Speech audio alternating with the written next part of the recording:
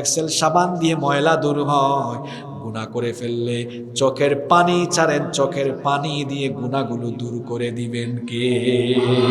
আল্লাহর হাবিব বলেছেন, ওয়া রাজুলুন যাকারাল্লাহু খালিয়ান ফাফাদাত আইনা, যে মানুষ আল্লাহর ভয়ে, জাহান্নামের ভয়ে, গুনাহ করার পরে, পাপ করার ভয়ে চোখের পানি ছেড়ে দেয়, ওই চোখের পানি ছেড়ে দেওয়া অনুতপ্ত বান্দাদেরকে অশ্রুসিক্ত নয়নে অনুতপ্ত হয়ে যারা চোখের পানি ছাড়ে, এদেরকে কাল কিয়ামতের দিন আরশের ছায়ার নিচে যিনি জায়গা দিবেন তিনি কে?